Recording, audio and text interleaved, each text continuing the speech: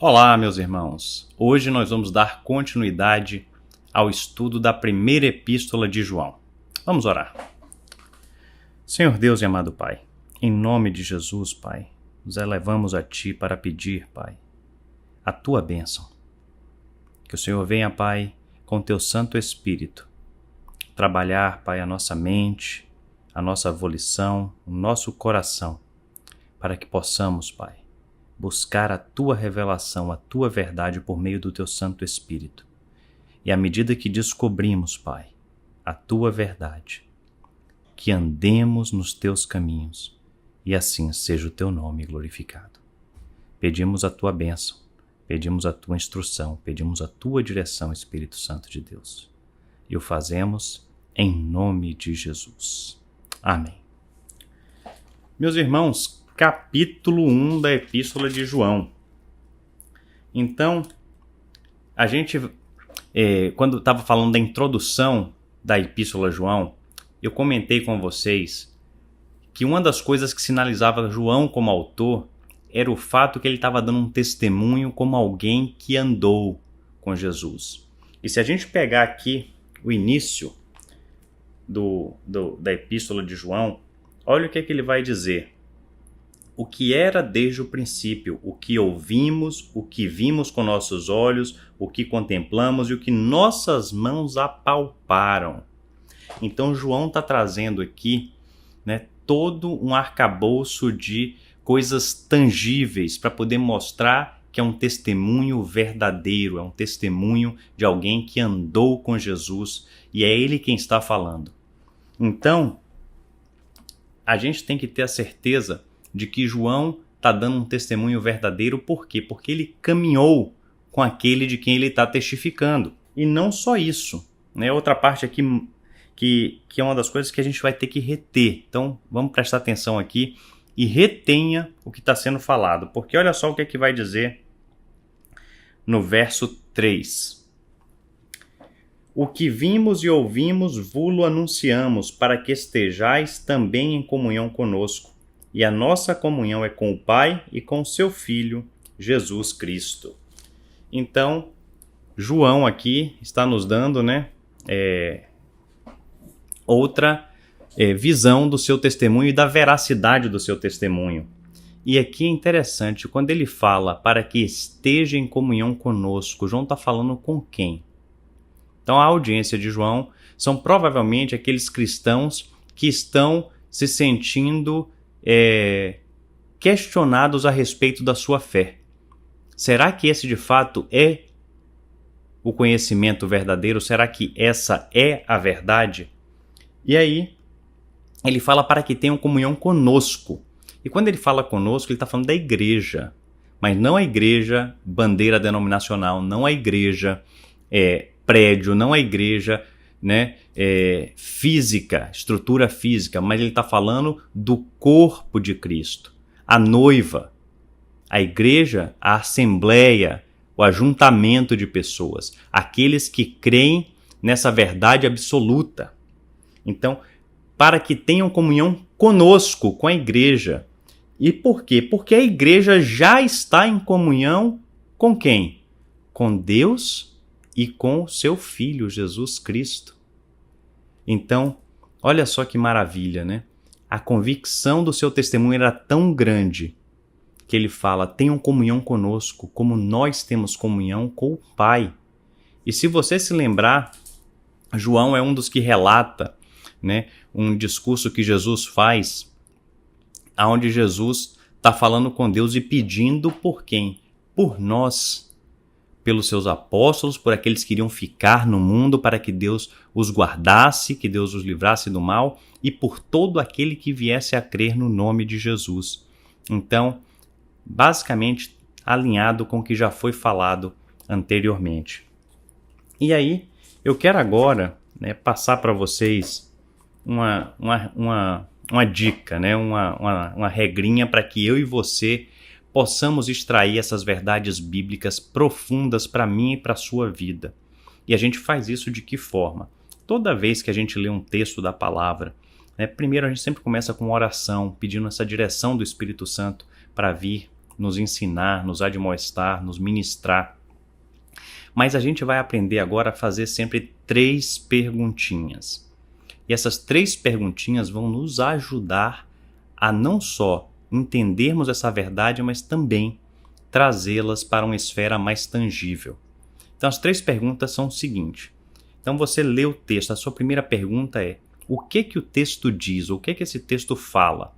Isso vai ser meramente, a leitura e uma observação. E essa observação, às vezes, é uma coisa muito direta. Então, eu vou depois trazer aqui um exemplo prático para a gente poder colocar em prática o que eu estou falando aqui agora. A segunda pergunta vai ser: o que esse texto significa? Então, primeiro você leu, você observou. Agora a pergunta é: o que significa?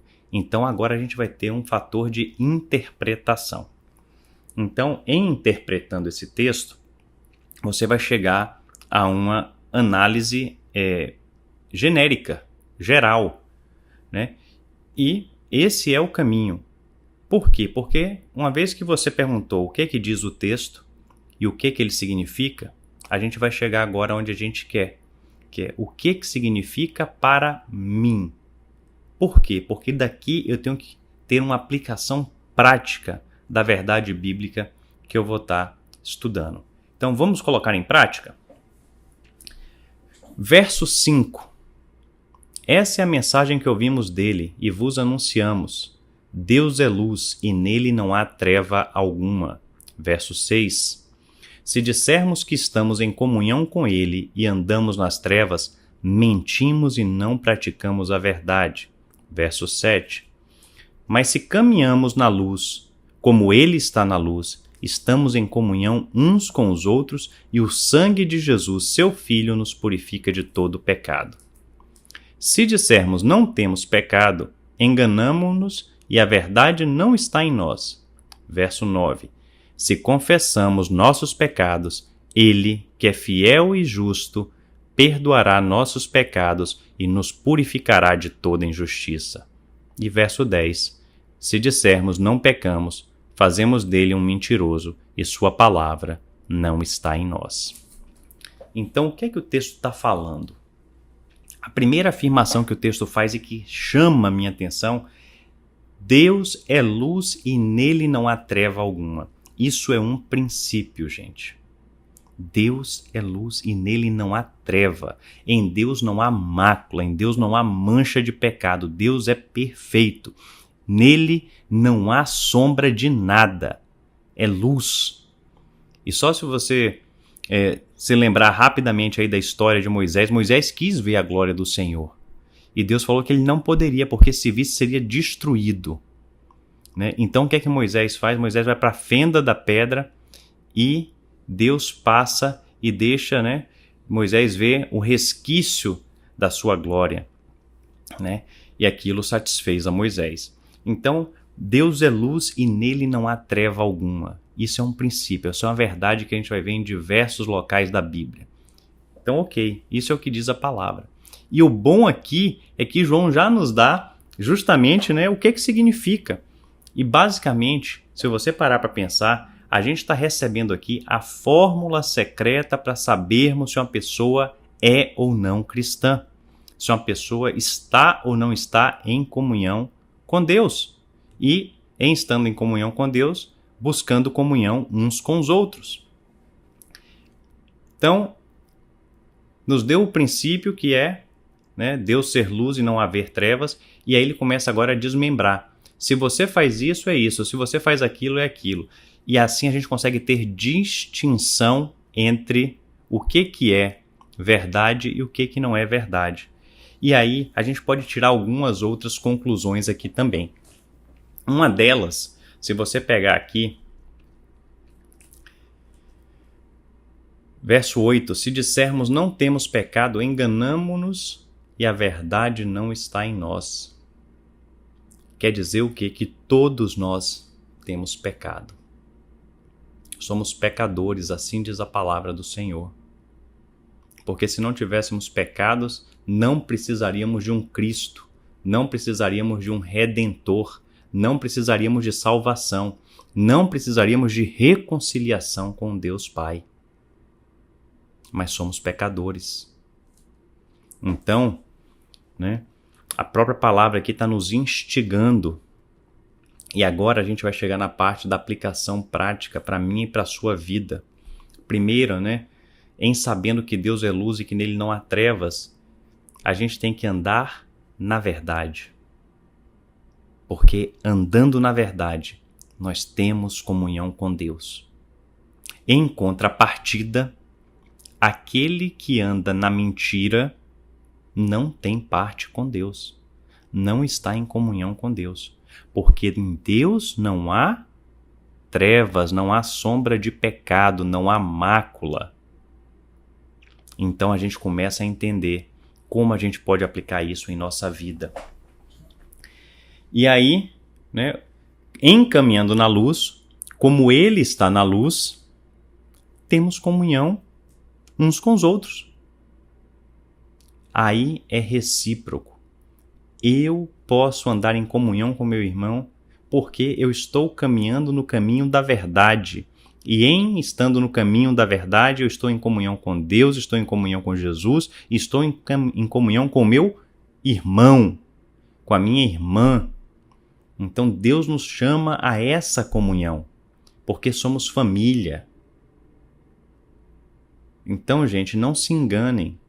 Não existe vida cristã sozinho. Deus nos chamou, nos adotou para a sua família, nos reconciliou com Ele para vivermos para sempre na eternidade como seus filhos, co-herdeiros com Cristo Jesus. E nos chama também a confessar os nossos pecados. E aqui, gente, é um clamor, porque a cultura que a gente vive tem tentado normalizar todos os tipos de pecado. E eu e você somos chamados a confessar os nossos pecados.